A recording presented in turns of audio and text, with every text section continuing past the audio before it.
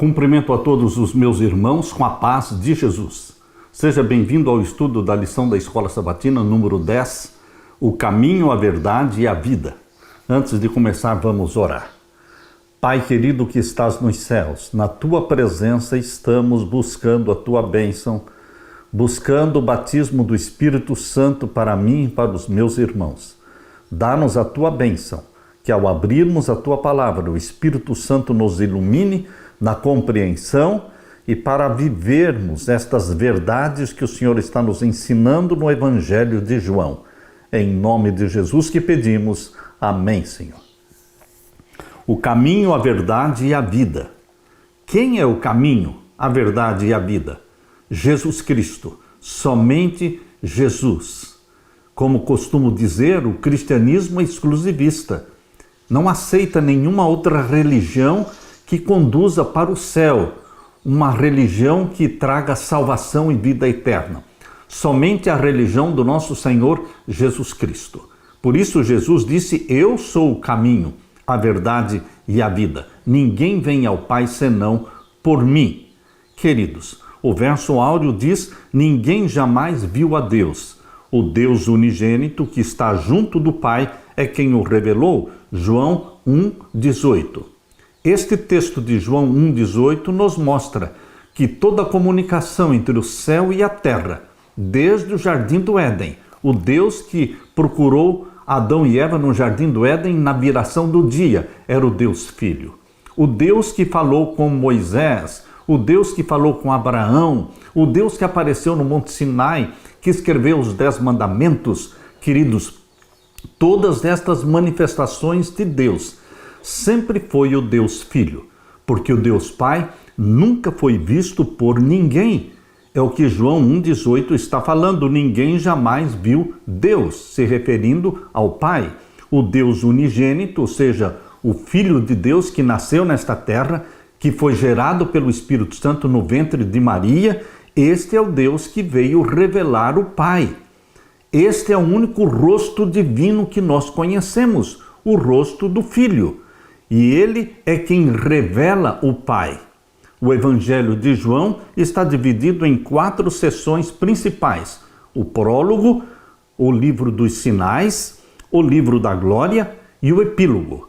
Até agora, nosso estudo se concentrou especialmente no prólogo e no livro dos sinais, que apresentam quem é Jesus por meio dos seus milagres, sinais, diálogos e ensinos. Daqui em diante vamos examinar especialmente a 3ª seção de João, o livro da glória. É interessante observar que as famosas 7 declarações de Jesus, que começam com as palavras eu sou, formam uma ponte entre o livro dos sinais e o livro da glória. Cristo afirma ser o pão da vida. Ele disse, eu sou o pão da vida. Ele diz também, eu sou a luz do mundo. Ele também diz, eu sou a porta. E também declara, eu sou o bom pastor. Eu sou a ressurreição e a vida. Eu sou o caminho, a verdade e a vida. Eu sou a verdadeira videira. Queridos, Jesus Cristo se declarou o grande eu sou.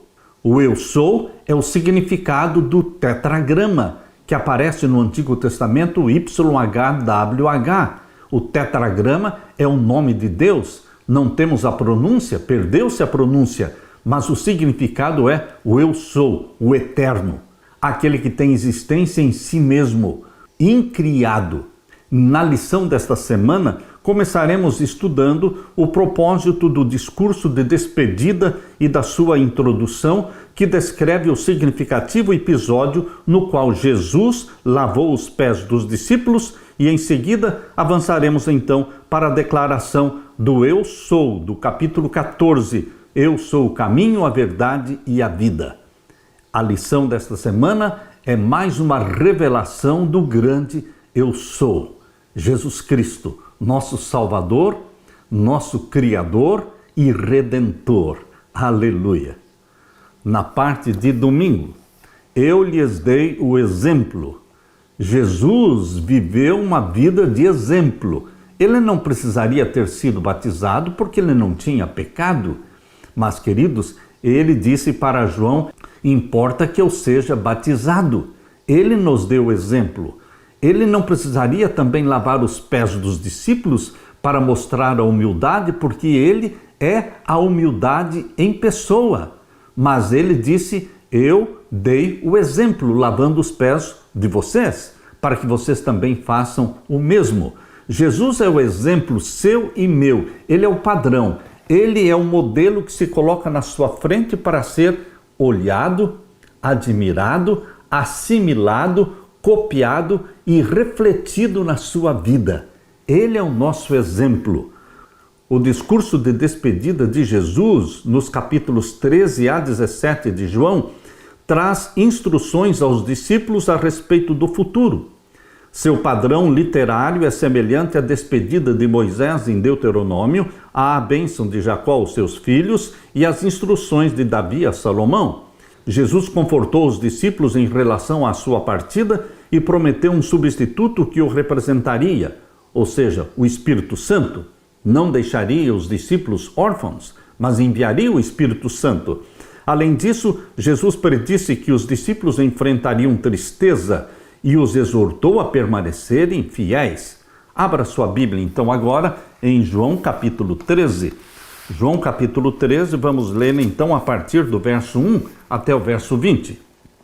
Ora, antes da festa da Páscoa, sabendo Jesus que já era chegada a sua hora de passar deste mundo para o Pai, como havia amado os seus que estavam no mundo, amou-os até o fim. Aqui no capítulo 13, verso 1, está dizendo que Jesus conhecia as profecias. Ele sabia da profecia das 70 semanas. Ele sabia que quando ele foi batizado no ano 27, iniciando seu ministério de 3 anos e meio, ele sabia que ele estava na última semana das 70 e que na metade da última semana o cordeiro seria sacrificado. Ele, o Cordeiro de Deus, morreria na cruz. Portanto, quando João 13:1 diz, ora, antes da festa da Páscoa, sabendo Jesus que era chegada a sua hora de passar deste mundo para o Pai, ou seja, entendendo que tinha chegado o momento da morte dele, a hora difícil, a hora mais dura para Jesus Cristo foi o Getsêmani e a cruz do Calvário. Mas ele não desistiu de você, meu querido irmão, não desistiu de nós. Como havia amado os seus que estavam no mundo, amou-os até o fim. Aleluia, porque ele não desistiu, mas nos amou até o fim, ele completou a sua missão. E acabada a ceia, tendo já o diabo posto no coração de Judas Iscariotes, filho de Simão, que o traísse. Por que o diabo colocou no coração de Judas que traísse a Jesus? Porque Judas vivia em pecado. Qualquer pessoa que vive em pecado consciente, pecado familiar, pecado voluntário, ele está sob o domínio e sob o controle de Satanás. Seja eu, seja você, seja um pastor, seja um membro da igreja, seja quem for, que esteja vivendo na prática de um pecado consciente, ele está sob o domínio e sob o controle de Satanás. Assim como Judas. Judas era ladrão. Ele, durante os 3 anos e meio de ministério de Jesus, ele era o tesoureiro do grupo e ele roubava daquele dinheiro que entrava como ofertas, como doações para o sustento do ministério de Jesus. Queridos, porque Judas era um pecador voluntário, ele era um pecador consciente e não se arrependia do seu pecado, Satanás se apossou de Judas. Por isso a Bíblia diz, tendo já o diabo posto no coração de Judas Iscariotes, filho de Simão, que o traísse. É assim que acontece com pecados conscientes e voluntários. Ele faz com que você se torne escravo de Satanás. Mas quando você, em nome de Jesus, confessa os pecados e rompe com eles, você quebra o domínio de Satanás sobre você. Aleluia! E o verso 3. Jesus, sabendo que o Pai tinha depositado nas suas mãos todas as coisas e que havia saído de Deus e ia para Deus, porque ele veio do céu, ele encarnou e agora ele voltaria para o céu. Verso 4. Levantou-se da ceia, tirou os vestidos e, tomando uma toalha, cingiu-se. Depois deitou a água numa bacia e começou a lavar os pés aos discípulos e a enxugar-lhes com a toalha com que estava cingido. Aproximou-se, pois, de Simão Pedro, que lhe disse, Senhor, tu lavas-me os pés a mim? Respondeu Jesus e disse-lhe, o que eu faço não o sabes tu agora, mas tu o saberás depois. Disse-lhe Pedro, nunca me lavarás os pés? Respondeu-lhe Jesus, se eu te não lavar os pés, não tens parte comigo. Disse-lhe Simão Pedro, Senhor, não só os pés, mas também as mãos e a cabeça. Pedro era sincero de coração. Queridos, ele queria ter uma permanente relação com Jesus Cristo. E aqui diz o verso 10, disse-lhe Jesus, aquele que está lavado não necessita de lavar, senão os pés. Pois no mais todo está limpo. Ora, vós estáis limpos, mas não todos. Jesus sabia que Judas era o traidor. O Espírito Santo revelou a Jesus, o traidor é Judas. Ele é um ladrão. E queridos, Jesus falou, vós estáis limpos, mas não todos. Porque bem sabia ele quem o havia de trair. Por isso disse, nem todos estáis limpos. Jesus conhece os nossos pecados. Jesus conhece os nossos hábitos, nossos defeitos. Jesus Cristo está disposto a dar o perdão, se confessarmos, e Jesus está disposto a derramar o Espírito Santo, capacitando você e a mim para vencermos os nossos pecados, vencermos os nossos defeitos de caráter, defeitos herdados geneticamente, defeitos cultivados em nossa vida. Nós poderemos, em nome de Jesus e pelo poder do Espírito Santo, obter a vitória sobre todo o pecado e sobre toda a tendência pecaminosa. Meu querido irmão, não há desculpa para você e eu continuarmos na prática de pecados, de vícios, de defeitos. Queridos, Jesus nos dá a vitória. Ele é todo-poderoso para isso. Mas Judas não quis, nunca confessou, nunca se humilhou. E agora o verso 12. Depois que lhes lavou os pés e tomou os seus vestidos e se assentou outra vez à mesa, disse-lhes, entendeis o que eu vos tenho feito? Vós me chamais mestre e senhor e dizeis, bem, porque eu sou realmente o mestre. Jesus declarou, ora, se eu, senhor e mestre, vos lavei os pés, vós deveis lavar os pés uns aos outros também. Jesus nos deu o exemplo para que lavemos os pés uns aos outros. Verso 15, porque eu vos dei o exemplo. Jesus é o nosso exemplo em tudo, como criança, como filho, como trabalhador na carpintaria de José. E queridos, Jesus Cristo é o nosso exemplo como filho de Deus, obedecendo o Pai, vivendo para fazer a vontade do Pai. Jesus é o nosso exemplo na caridade, na bondade, no estender a mão aos pobres, aos necessitados. Jesus Cristo é o nosso exemplo na juventude, na vida adulta. Porque eu vos dei o exemplo, para que, como eu vos fiz, façais vós também. Verso 16. Na verdade vos digo que não é o servo maior do que o seu senhor, nem o enviado maior do que aquele que o enviou. Se sabeis estas coisas, bem-aventurados sois se as fizerdes. Não falo de todos vós, eu bem sei os que tenho escolhido, mas para que se cumpra a Escritura, o que come o pão comigo, levantou contra mim o seu calcanhar. Aqui está uma prova de que Jesus Cristo conhecia o que ia no coração de Judas. Ele disse, aquele que come pão comigo, levantou contra mim o seu calcanhar. Desde agora vou-lo digo, antes que aconteça, para que quando acontecer, acrediteis que eu sou. Esse é o propósito das profecias. A profecia não é para matar a curiosidade sua ou minha. A profecia não é uma determinação de Deus de que as coisas aconteçam daquela forma. A profecia é uma demonstração, é uma prova bíblica de que Deus conhece o futuro. E Ele diz o futuro antes do futuro acontecer, para que quando acontecer, entendamos que Deus conhece o fim desde o princípio. Ele nos contou aquilo que vai acontecer através das profecias de Daniel e de Apocalipse. Ele conhece o curso da história. Ele conhece a história antes da história ser escrita. Portanto, quando as profecias se cumprem, a nossa fé é fortalecida. Por isso Jesus disse no verso 19, desde agora vou-lo digo antes que aconteça, para que quando acontecer, acrediteis que eu sou.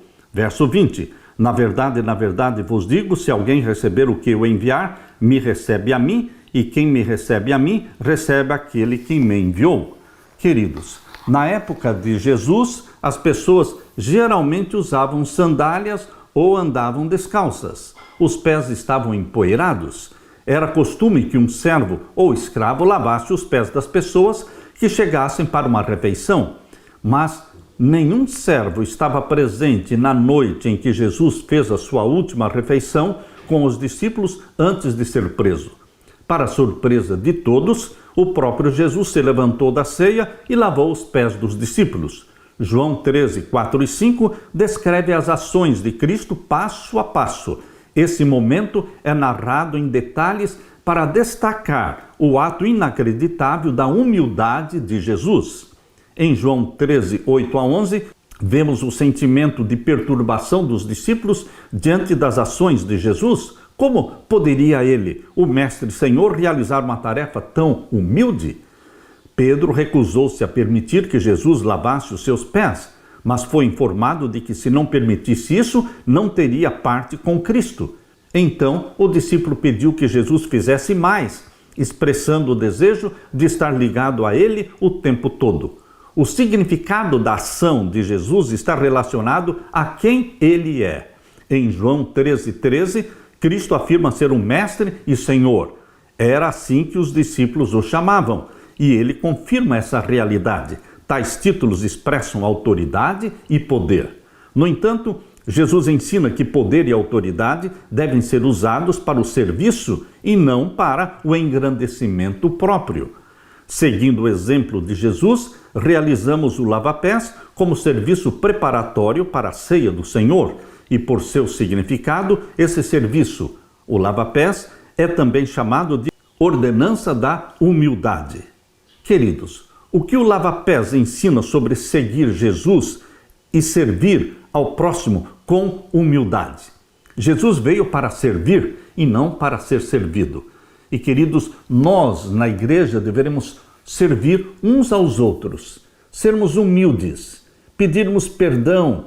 No lava-pés deveremos buscar pessoas que tiveram atrito ou conflito nos relacionamentos conosco e deveremos pedir perdão, abraçar estas pessoas, lavar os pés destas pessoas. Esta é a cerimônia da humildade que nos prepara para a ceia do Senhor. Que o exemplo de Jesus seja imitado por você e por mim, na humildade, na bondade, na caridade, na obediência aos mandamentos do Pai Celestial. Jesus Cristo, como filho, como adolescente, como jovem, como adulto, é o nosso exemplo. Ele pousa diante de você para ser reproduzido em você, para ser copiado. As pessoas precisam ver Jesus em você e em mim. Aleluia! Na parte de segunda-feira, certamente voltarei. Que bendita promessa Jesus fez! Mais de 300 promessas da volta de Jesus nós encontramos só no Novo Testamento. Um em cada 20 versos do Novo Testamento está falando da segunda vinda de Jesus. Não valeria a pena nascer e viver neste mundo se não tivéssemos esta esperança maravilhosa de que Jesus vai voltar a segunda vez para nos arrebatar para o céu, onde vamos viver 1000 anos, conforme diz Apocalipse capítulo 20, verso 6. Diz que nós vamos viver 1000 anos no céu com Jesus e então vamos viver a eternidade na nova terra, no novo céu. Queridos, Jesus disse, certamente voltarei. A primeira vinda de Jesus foi para pagar o preço, nos comprar e nos resgatar com o seu próprio sangue. E agora a segunda vinda de Jesus é para buscar a propriedade dele. Nós somos dele. Ele nos comprou com o ouro do seu sangue e a prata das suas lágrimas. E ele vai voltar para nos buscar. Você e eu pertencemos a ele. Somos propriedade de Deus. Abra sua Bíblia em João 14 e vamos ler os versos 1 até o verso 3. Não se turbe o vosso coração. Credes em Deus, crede também em mim. Na casa de meu pai há muitas moradas. Se não fosse assim, eu vos teria dito, vou preparar-vos lugar. E quando eu for e vos preparar lugar, virei outra vez e vos levarei para mim mesmo, para que onde eu estiver, estejais vós também. Jesus disse que iria embora. Isso despertou em Pedro uma pergunta sobre para onde ele estava indo. Isso vemos no capítulo 13, verso 33. Diz assim: filhinhos, ainda por um pouco estou convosco, vós me buscareis, e como tinha dito aos judeus, para onde eu vou não podeis vós ir, eu vos digo também agora. Verso 36, disse-lhe Simão Pedro: Senhor, para onde vais? Jesus lhe respondeu: para onde eu vou, não podes agora me seguir, mas depois me seguirás. Pedro perguntou: para onde o Senhor vai, Jesus? Os discípulos não entenderam que Jesus estava falando sobre a sua morte, a sua ressurreição e ascensão. Pedro disse que estava pronto para dar a vida por ele. Foi então que Jesus predisse que Pedro o negaria. Pedro não se conhecia, mas Jesus conhecia Pedro. Eu não me conheço, mas Jesus me conhece e me ama. Jesus conhece você e te ama, mesmo conhecendo os nossos defeitos. Foi nesse contexto que Jesus disse aos discípulos que não permitissem que seu coração ficasse perturbado, angustiado. O verbo angustiar é traduzido da palavra grega tarasso, que significa agitar-se, perturbar-se, desestabilizar-se ou ficar confuso. Não é de surpreender que os discípulos estivessem confusos com as palavras de Jesus. No entanto, contrariando o medo dos discípulos, Cristo falou sobre a casa do Pai. Vou preparar-vos lugar, onde há muitos quartos, onde existem muitas mansões. Ele estava indo a essa casa a fim de preparar um lugar para eles. As palavras de Jesus apontavam para um futuro além da angústia que estaria presente na cruz, levando-nos até o tempo em que ele retornaria para redimir o seu povo.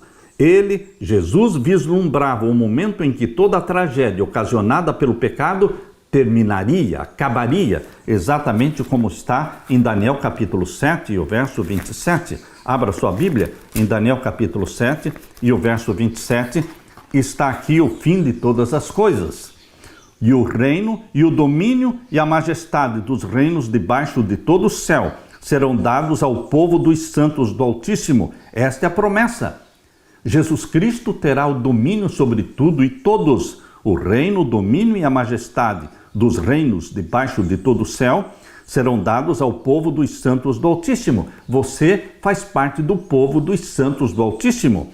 O seu reino será um reino eterno e todos os domínios o servirão e lhe obedecerão. Jesus disse: virei outra vez, João 14:3.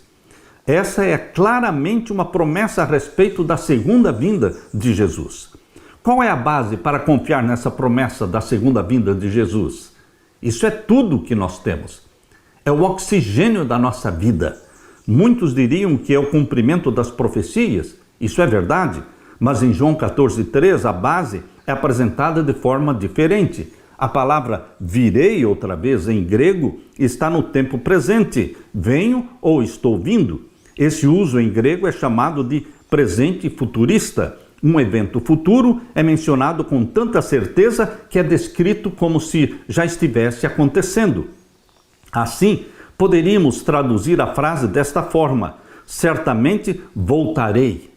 A base da esperança inclui o cumprimento das profecias, mas se fundamenta especialmente em nossa confiança naquele que fez a promessa. Jesus Cristo disse que retornará para o seu povo.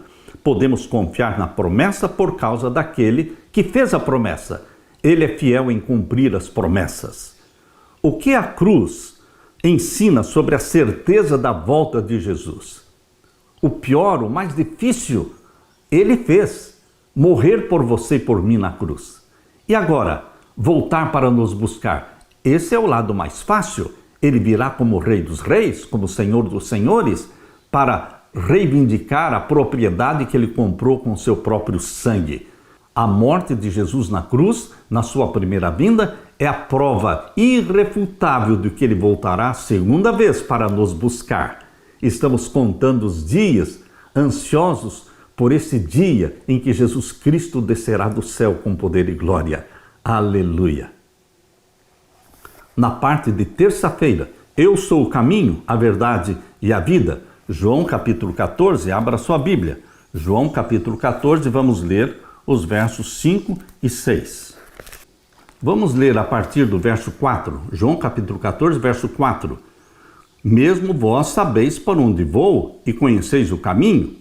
Disse-lhe Tomé, Senhor, nós não sabemos para onde vais. E como podemos saber o caminho? Disse-lhe Jesus, eu sou o caminho e a verdade e a vida. Ninguém vem ao Pai senão por mim. Meu querido irmão, à primeira vista, o questionamento de Tomé pode parecer bastante lógico. Se você não sabe para onde alguém está indo, como poderá segui-lo? Jesus inverteu a questão ao indicar que ele mesmo é o caminho. O caminho para quê? Para o Pai, para o céu. O prólogo do Evangelho, em João 1, 1-18, destaca a íntima conexão que existe entre o Pai e o Filho, o Pai e o Verbo, que é o Logos, que é Jesus Cristo. João 1,18 diz que quem revelou o Pai é o Deus unigênito. O termo grego monogenes, traduzido como unigênito, significa único ou singular. Cristo veio revelar o Pai. A palavra revelou é traduzida do verbo grego exegeomai, que significa explicar, interpretar ou expor. A palavra exegese, por exemplo, está ligada ao estudo da Bíblia, vem desta mesma raiz. Exegeomai quer dizer revelar o significado. De acordo com João 1,18, Jesus é o elo com o Pai, aquele que explica ou interpreta o Pai para o mundo caído. Assim, ele, Jesus, é o caminho para o Pai. Sem ele, ficaríamos perdidos em nosso entendimento.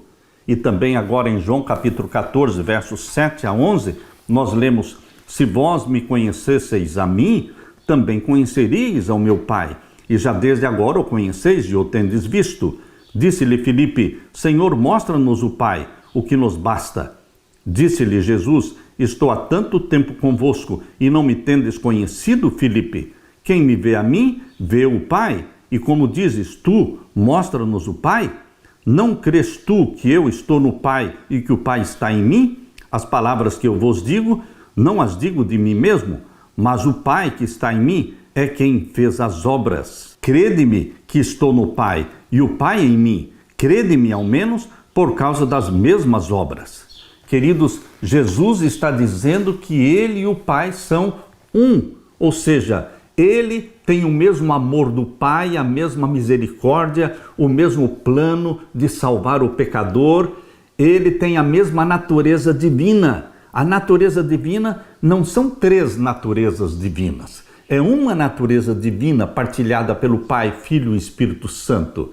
Assim como existe uma natureza humana partilhada pelo Pai, pela mãe, pelos filhos, pela sua família, mas é uma natureza humana. Assim existe uma natureza divina partilhada pelo Pai, Filho e Espírito Santo. Meu querido irmão, Filipe pediu para ver o Pai, o que nenhum pecador pode fazer e continuar vivo. Por isso Jesus teve que assumir a forma humana, um corpo humano, para contemplarmos o rosto de Deus em forma humana. Jesus reprovou a falta de compreensão do discípulo e enfatizou que quem o viu, viu o Pai. João 14, 9.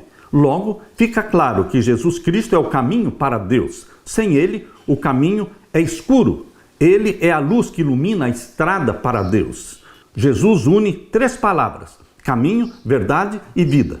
E em João, o termo caminho é usado em apenas outro texto, de João 1,23, que se refere ao fato de que João Batista preparou o caminho para Jesus. Contudo, verdade e vida são temas importantes em João. O estudo de quarta e de quinta-feira enfatizará o conceito da verdade, tema crucial em um mundo em que a própria existência da verdade tem sido questionada. Queridos, Jesus é o único rosto divino de Deus que você conhece. Ele veio para revelar o Pai. Ele não veio para aplacar a ira do Pai. Ele veio para mostrar o amor do Pai, o desejo do Pai de nos salvar, de nos resgatar. Jesus Cristo, que abraçava as crianças, recebia os pobres e curava os enfermos, é a expressão do amor do Pai. Por isso Jesus disse: quem vê a mim, vê o Pai. Não que o Filho e o Pai sejam a mesma pessoa. Não, o Pai é uma pessoa, Jesus Cristo é outra pessoa. O Pai é 100% divino, mas não é humano. Mas o Filho é 100% divino e é 100% humano. E é a revelação do Pai. É uma revelação perfeita, porque Jesus disse: quem vê a mim, vê o Pai.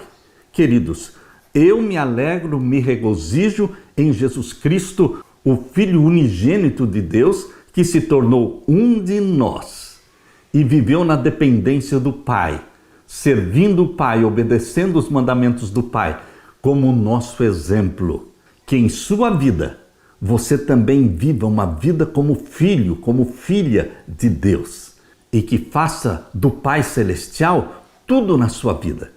Assim como Jesus, deveremos também viver para servir o nosso Pai Celestial, fazer a vontade dele, guardarmos os mandamentos do Pai. E, queridos, mostrarmos diante do universo todo que o Pai, nosso Pai, é santo, justo e bom, e a sua lei também é santa, justa e boa. Aleluia! Na parte de quarta-feira, eu sou a verdade. Hoje vivemos num tempo em que a verdade é relativa. Tudo depende. Queridos, a Bíblia nos ensina que existem verdades absolutas. Embora o mundo não aceite, mas a Bíblia ensina verdades absolutas. Os 10 mandamentos são verdades absolutas. Jesus Cristo como o único caminho para o céu, como o único Salvador, o único nome dado entre os homens pelo qual podemos ser salvos, Atos 4:12, é uma verdade absoluta. Como João liga o conceito de verdade diretamente a Jesus? Vamos ler então em João capítulo 1. João capítulo 1, vamos ver o verso 14. João 1 e o verso 14. E o Verbo se fez carne e habitou entre nós. Vimos a sua glória, como a glória do unigênito do Pai, cheio de graça e de verdade. Jesus Cristo nasceu para ser a revelação da glória de Deus, cheio de graça e de verdade. Mais um texto está no capítulo 1 de João e o verso 17. Leia comigo. Porque a lei foi dada por Moisés, a graça e a verdade vieram por Jesus Cristo. Jesus Cristo é a graça e a verdade. E lemos também no capítulo 8 e o verso 32. Capítulo 8 e o verso 32. E conhecereis a verdade vos libertará. A verdade é Jesus, a verdade é a Bíblia como um todo, de Gênesis ao Apocalipse. A verdade são todos os mandamentos de Deus, como diz em Salmos 119, verso 142. A verdade é a lei de Deus. E lemos também em João capítulo 14, o verso 6. Disse-lhe Jesus: eu sou o caminho, a verdade e a vida. Ninguém vem ao Pai senão por mim. E lemos também em João 15, 26. Mas quando vier o Consolador, que eu da parte do Pai vos hei de enviar, aquele Espírito da verdade, o Espírito Santo é chamado Espírito da verdade, que procede do Pai, ele testificará de mim. Repetidas vezes em João, a verdade é ligada a Jesus, ao Pai e ao Espírito Santo. A verdade é conectada com Jesus, o Verbo, e com a luz, em contraste com as trevas. A mentira está ligada ao diabo e ao pecado. Isto diz em João 8,44, que Satanás é o pai da mentira, porque ele peca desde o princípio, ele é mentiroso. Assim, a verdade, segundo João, não é apenas uma questão de fatos e informações. A verdade inclui, acima de tudo, o aspecto moral da fidelidade a Deus e à sua vontade. Teorias filosóficas ou composições literárias, embora brilhantes, não podem satisfazer o coração.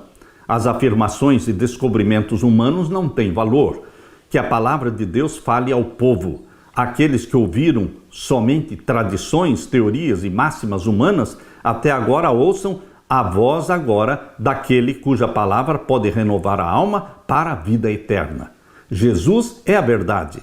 Pense no que isso significa. Jesus é o Logos, a palavra, o verbo, que estava com Deus desde o princípio e que é o Criador de todas as coisas. João 1:1.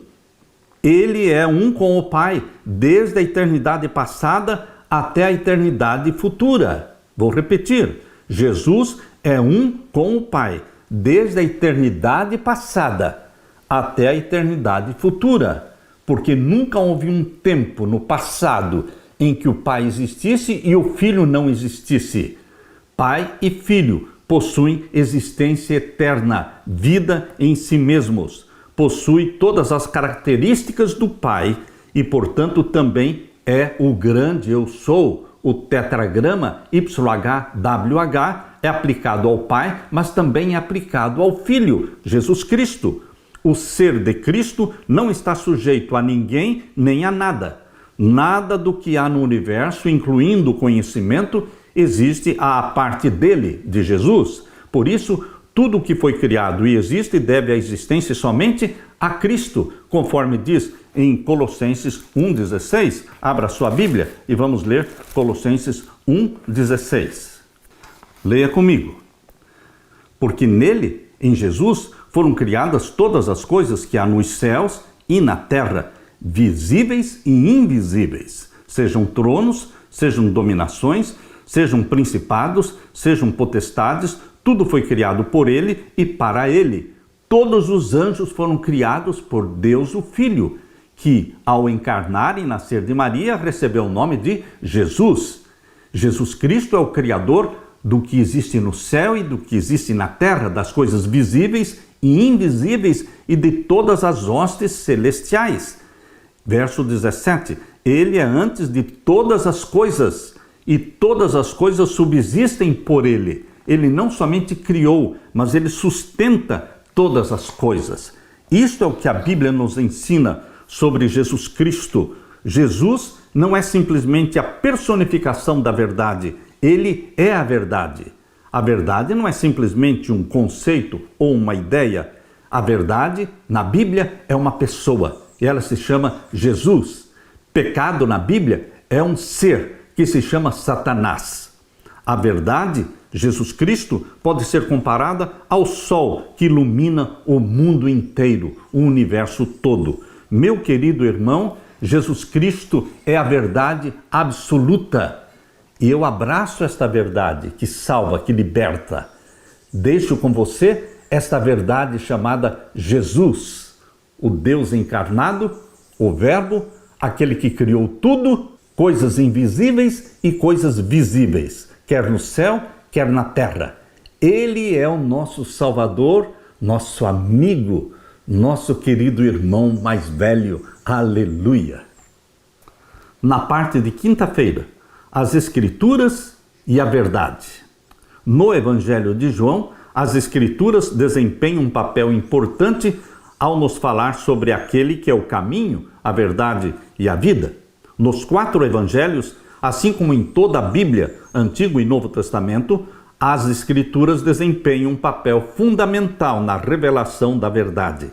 Isso é especialmente verdadeiro quando se trata de nos ensinar quem é Jesus e o que ele veio fazer aqui neste mundo. Vamos abrir a Bíblia agora em João capítulo 5.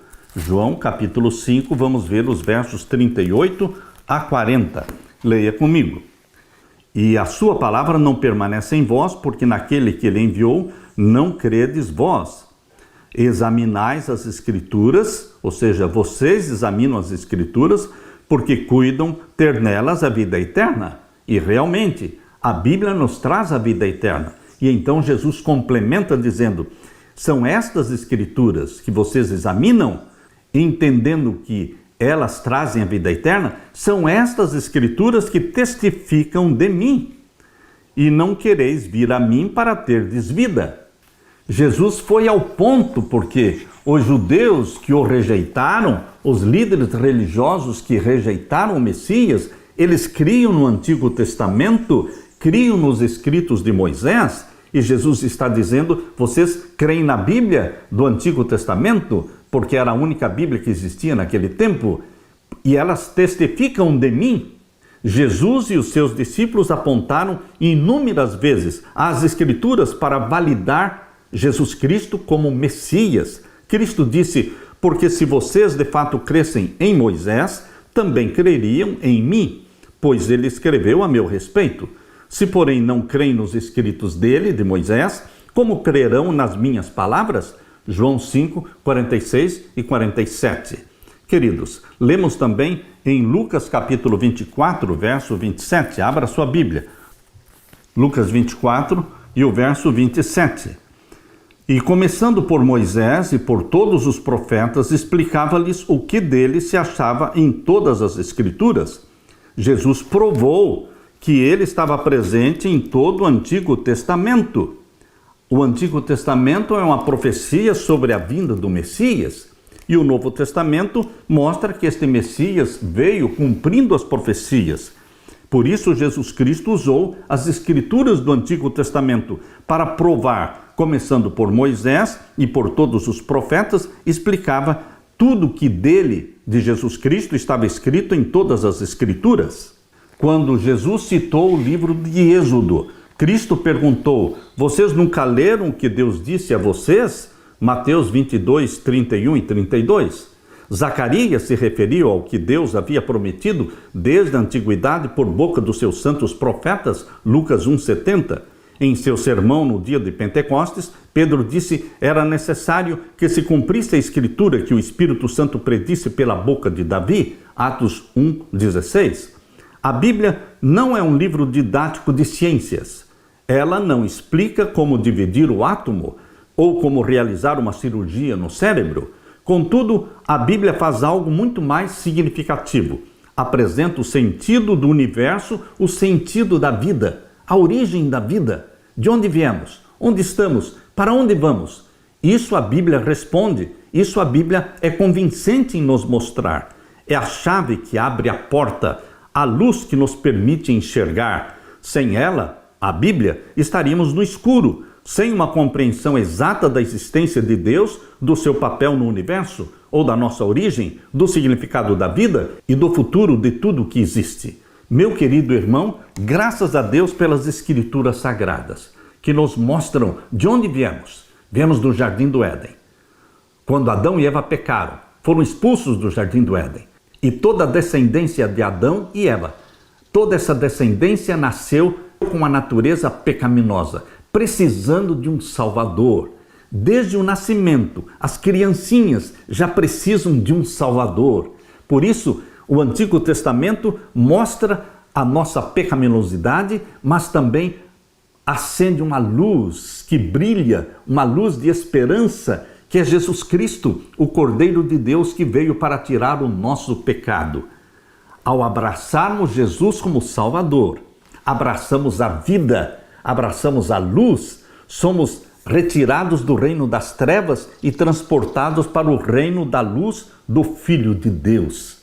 A Bíblia, e a Bíblia só, ilumina a nossa vida, ilumina o nosso caminho, é lâmpada para os nossos pés, nos liberta das trevas, da ignorância, da idolatria e foca a nossa atenção no Cordeiro de Deus, no Filho de Deus, no Criador do mundo, no Criador do universo, do macrocosmos e do microcosmos. Jesus Cristo deu vida a tudo. E Ele ama você, meu querido irmão, profundamente. Você e eu somos a ovelha perdida que Jesus veio buscar.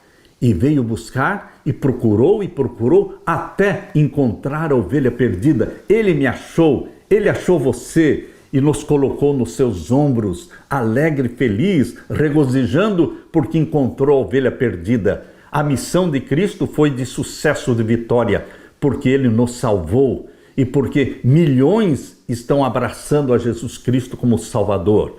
Que você e eu sejamos os troféus de Jesus Cristo. O troféu de Jesus Cristo é cada alma pecadora que Ele resgata do pecado. O troféu de Jesus Cristo é você e a sua família sendo arrebatados para o céu, para viver em eternidade com Jesus. Aleluia! Deixo com você, meu querido irmão, esta esperança, este regozijo, esta alegria. E damos glória a Deus por Jesus Cristo ser Ele, a verdade, o caminho e a vida. E porque estamos nele, salvos nele, em nome de Jesus Cristo, estamos salvos nele. Aleluia. Deixe-me orar com você. Pai querido que estás nos céus, nós nos regozijamos em Jesus Cristo, a verdade, o caminho e a vida. Nós nos regozijamos em Jesus, o Deus encarnado, que tudo criou e que nos resgatou com seu próprio sangue. Nossa prece é que Jesus Cristo volte logo. Apressa-te, querido Jesus Cristo, porque estamos ansiosos, contando os dias, esperando a tua segunda vinda para nos buscar, para nos levar para o céu. Derrama sobre mim, os meus irmãos, o Espírito Santo. E volte logo, Jesus, é o que nós imploramos em teu nome, Jesus. Amém, Senhor. Deixo com você, meu irmão, minha irmã, a paz de Jesus. Amém.